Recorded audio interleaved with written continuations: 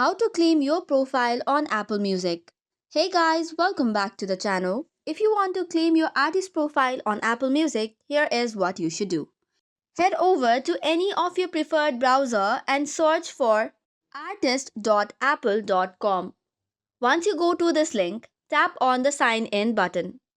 Once you tap on sign in, it will open the page whereby you have to sign in for your Apple Music for Artist. Once you log in into your Apple Music with Artist, you'll have to tap on Request Artist Access. This way, you can paste your iTunes Store's artist page link in the search field. To find this link, you can head over to your artist page, tap on the More button, select on Share and copy the link. Now choose one of the albums to confirm your primary artist, select your role and complete the application.